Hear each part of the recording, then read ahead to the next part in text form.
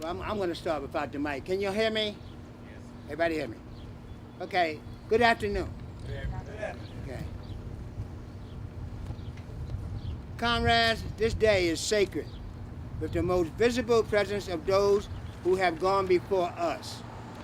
We honor the memory of those who gave their lives in the service of our country and of those who dropped their burdens by the wayside of life and are gone to their eternal rest. May the ceremonies of today deepen our reverence for our departed friends and comrades. Let us renew our pledge of loyalty to our country and to our flag. Let us resolve by word and deed to sympathize the privilege and duty of patriotism. We're going to have word by our chaplain. So. Let us pray. Giver of all victories, we thank you for the opportunities which abide in our land, your guidance in the hour of peril, and your tender love in times of need. Help us to remember with reverence the vision and devotion our departed comrades, not only those whose bodies consecrate our country's soil, but also those who sleep beyond the seas and the others whose resting place will not be known until the last day when the deep will be given up its dead. O God, teach us to honor them by ever cherishing the ideals for which they fought. Keep us steadfast in the cause of human rights and liberties, of law and order and true Americanism. Give us the power to see and the will to do right. Grant that the American Legion may preserve the high ideals for which our comrades died. May your merciful blessings rest upon those they left behind. Keep us forever firm in righteousness, humble of heart, and unselfish purpose.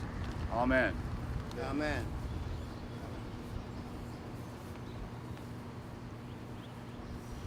Officer in charge, please salute our dead.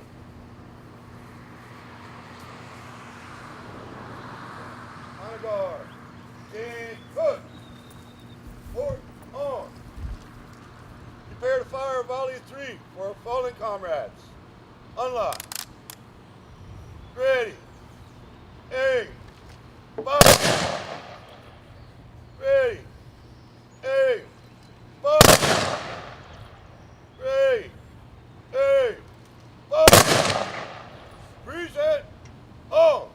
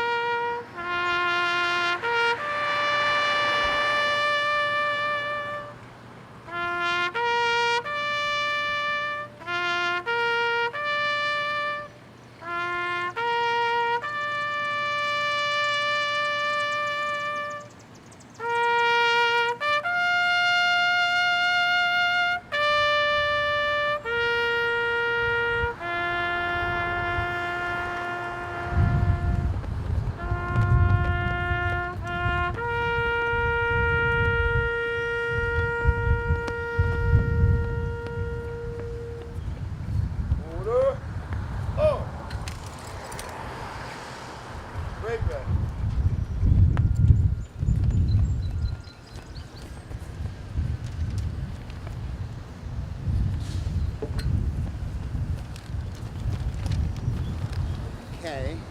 But now we're going to have the reading of Flanders Field from our chaplain Paul.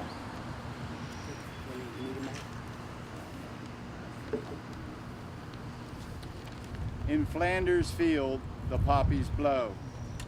Between the crosses, row on row, that mark our place, and in the sky, the larks still bravely singing fly, scarce heard amid the guns below. We are the dead, short days ago. We lived, felt dawn, saw sunset glow, loved and were loved, and now we lie in Flanders Field. Take up our quarrel with the foe, To you from failing hands we throw. The torch be yours to hold it high. If ye break faith with us who die, we shall not sleep, those poppies grow in Flanders fields. Thank you, thank you. Now, before we get to our honored guests, I'd like to recognize a few people.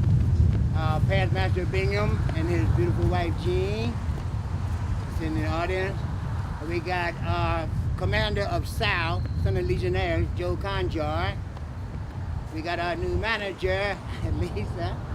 And we got our financial officer, Calvin Johnson. And thank for all the people that made this possible. Kenny here. Is the family of Kenny here? Yes.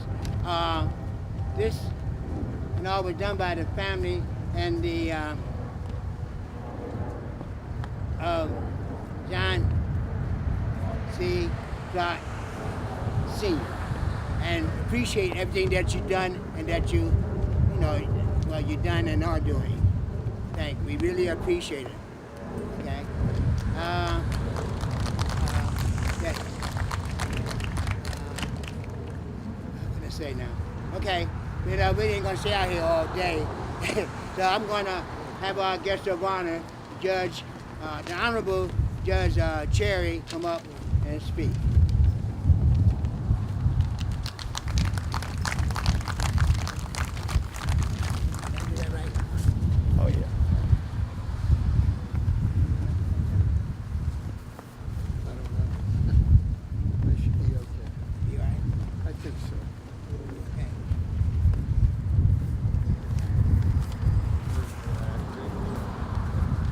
Commander Johnson,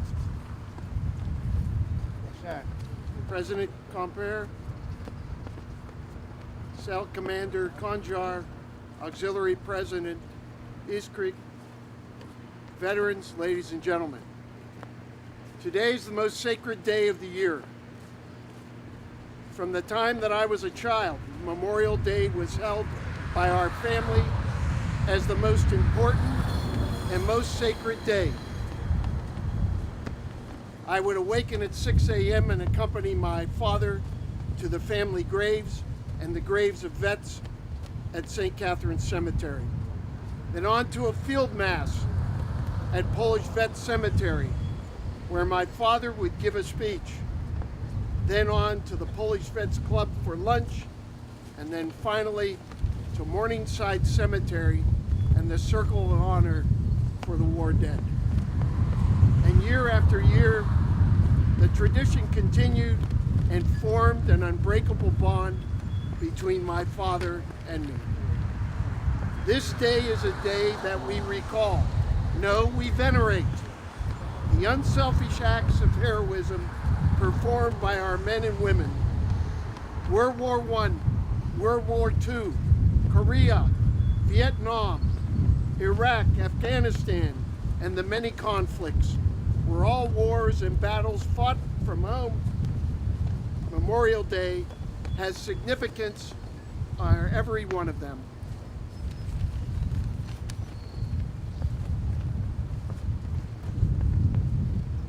Many celebrate Memorial Day, and then most Americans go back to their lives and condemn those men and women who lie in graves to silence. Even now, as we defeat the enemy in Afghanistan, there are those who will ignore this sacred day and forget about it by tomorrow. And the only sound heard will be that of flags flapping in the wind over the graves of heroes. That sound, the flapping of flags in the wind, should deafen all of America. Will we permit these honored dead to be condemned to silence, or will we allow others to speak? There are those who tell us, that is the Hollywood types, Streisand, Asner, Baldwin, and of course Fonda, and I'll get to her later. These Hollywood types who through their comments and subtle yet powerful example tear at the very fiber of what is good and honorable. There are those in this country that are committed to a strong military. In fact, there are those who want to destroy it, who would advocate the downsize, as North Korea and Russia, the Eastern Bloc, is unstable and volatile, and as the Mideast spreads terror throughout the world.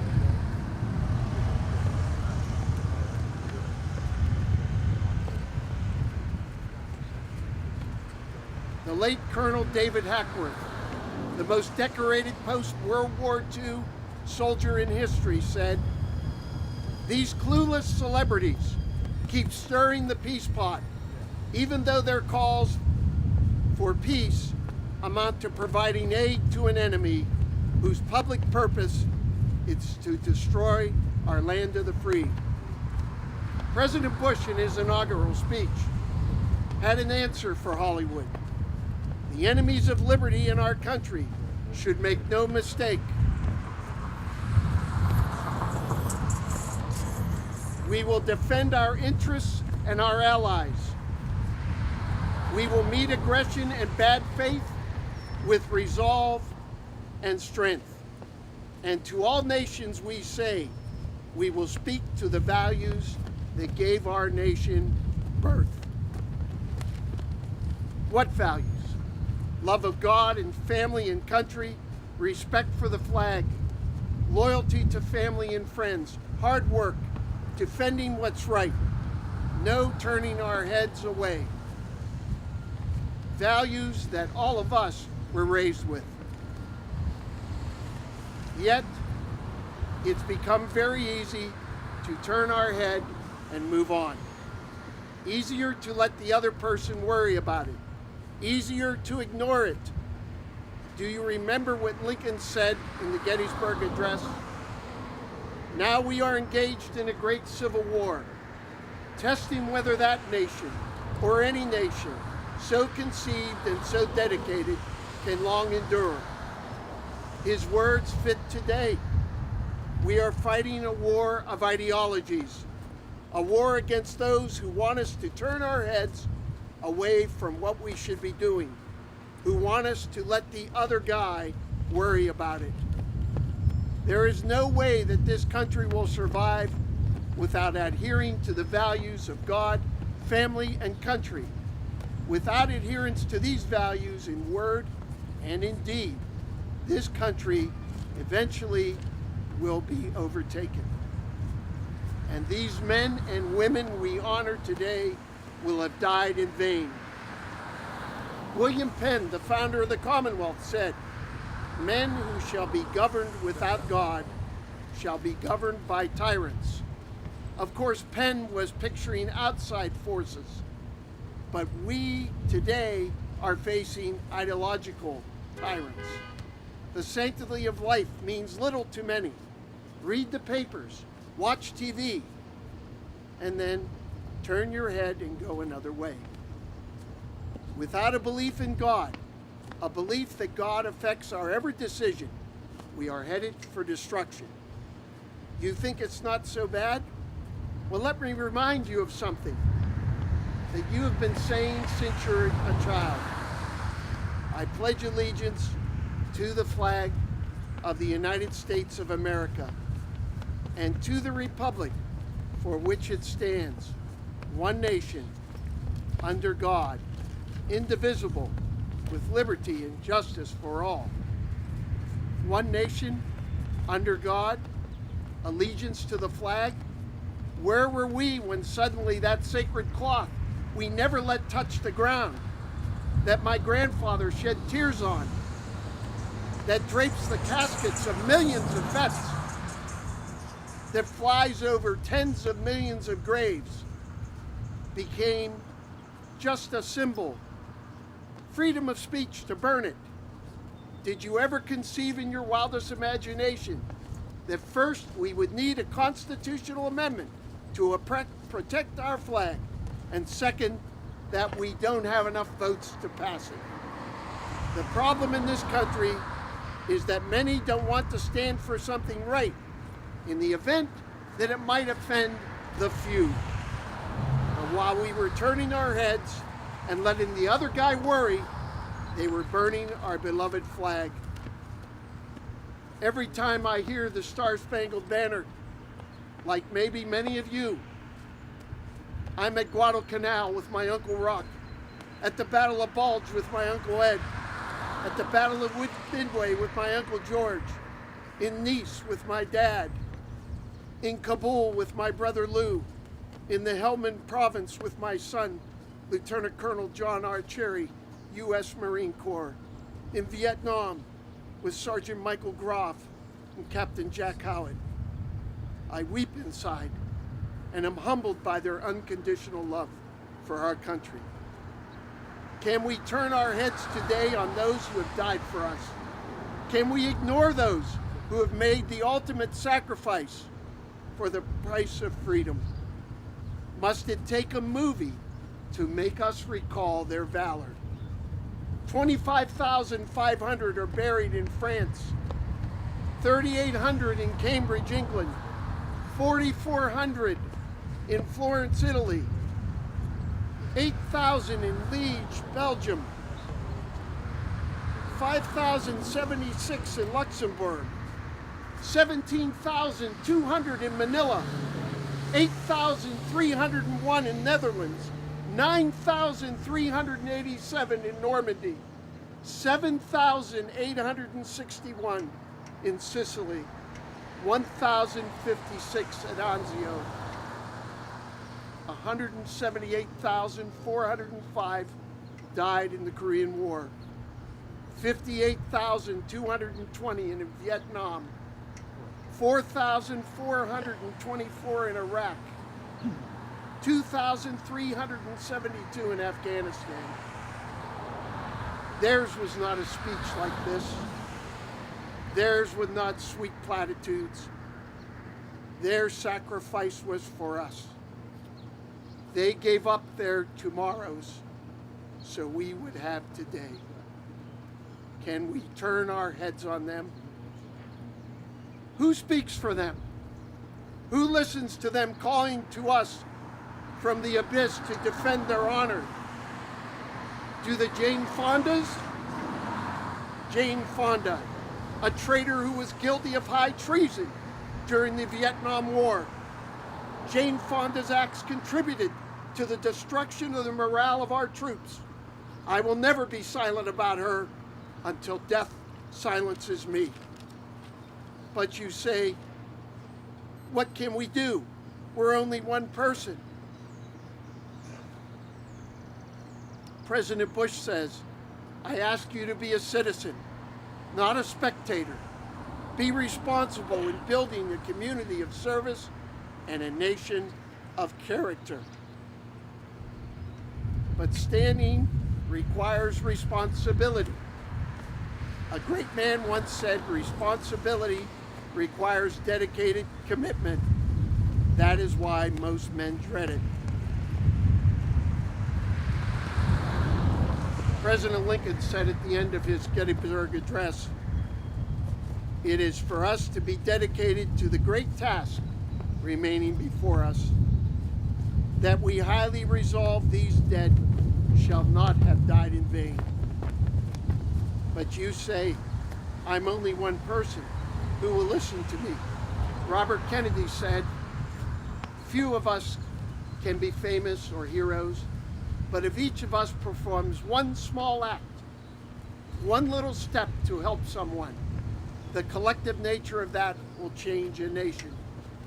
Emily Dickinson, the great poet, said, if I can keep one heart from fainting, I shall not live in vain, or cool one pain, or help one fainting robin unto its nest again. I shall not live in vain. One small act, one point of light from each of us will keep this nation strong. Demand the best for our military, living wages that support them and their families. For our disabled vets, hospital care, whatever it takes. I ask you today to be citizens not spectators. I ask that we never turn our heads away from our beloved war dead and for our beloved veterans. Let this be our prayer, that we do love our country with a love more holy and more profound, that we do love our own life. May God bless the Gold Star mothers and fathers who have made the ultimate sacrifice as parents. May God bless the member of our armed forces and our vets in all the VA hospitals. May God bless our beloved war dead. And may God bless the United States of America. It has been a privilege to speak to you. Thank you.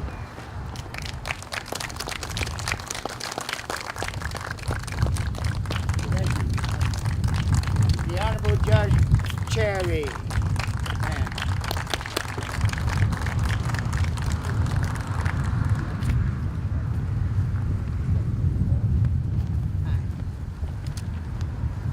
So we're getting close to the end, but I need about 5 more minutes, and it's hard on our socks here to be standing out here.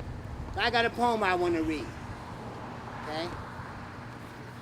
And it's called A Poem Worth Reading. He was getting old and paunchy. Her hair was fading fast. They sat around the Legion telling stories of the past, of a war once fought in and the deeds that they had done and exploits with their buddies. They were heroes, every one. And though sometimes to neighbors tales become a joke, all their buddies listened quietly, for they knew whereof they spoke. But we'll hear those tales no longer. One more has passed away. The world's a little poor, for a veteran died today. He won't be mourned by many, just his children and his wife, for he lived an ordinary, very quiet sort of life. She held a job and raised a family, going quietly on her way, and the world won't know her passing, though a veteran died today. When a politician leaves this earth, their body lies in state, while thousands note their passing, proclaim that they were great. Papers tell of their life stories from the time that they were young, but the passing of a veteran go unnoticed and unsung. It is the greatest contribution to the welfare of our land, some jerk who breaks his promise and cons his fellow man. Of the ordinary gal in time of war and strife goes off to serve her country and offers up her life. The politician stipends and the style in which he lives are often disappropriate to the service that he gives, while the ordinary veteran who offers up his all is paid off with a medal and perhaps a pension, small. It is not the politician with the compromise employees who wanted for us the freedom that our country now enjoys. Should you find yourself in danger with your enemies at hand, would you really want some cop-out with his effort raping stand?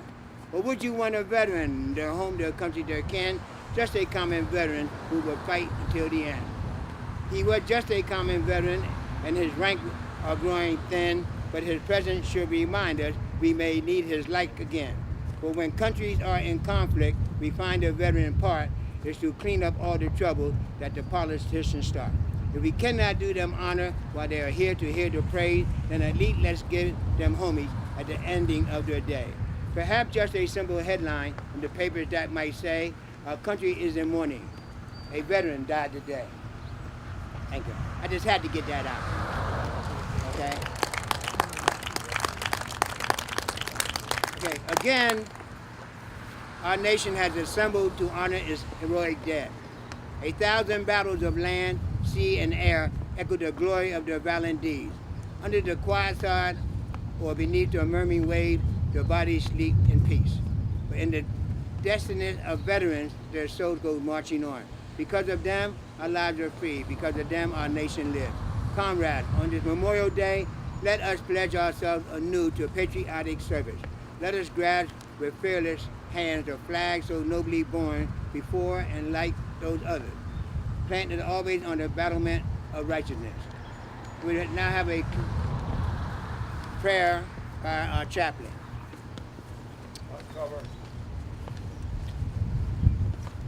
Let us stand with bowed heads in solemn memory of our heroic dead.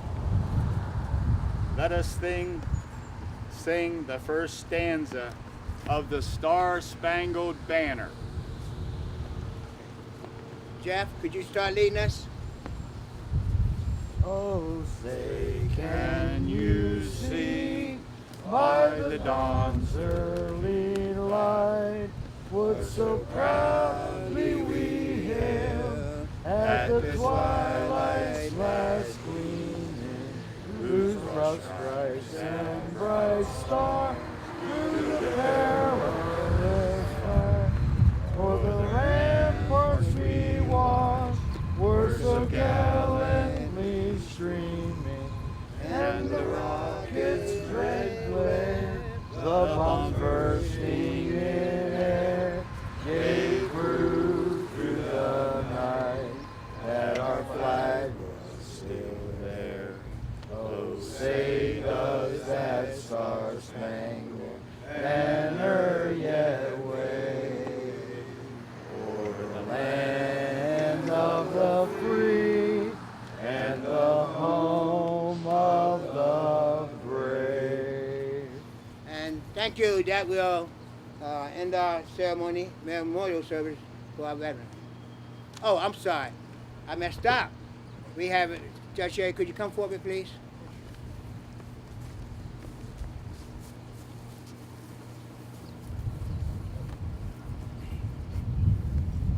On behalf of American Legion Post 420, the Auxiliary and the Sons, we'd like to present you with our 100-year anniversary Department of Pennsylvania State coin as a token of our appreciation for being here today. We appreciate you. Thanks so much. Thank you.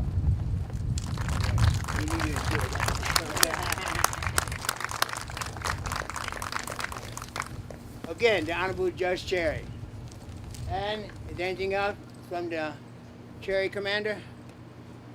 I'll do better next year. Okay, that concludes our memorial service for today. Is that it? Speak up now, brother. Hold your peace. All right. Thank you for attending. Thank you.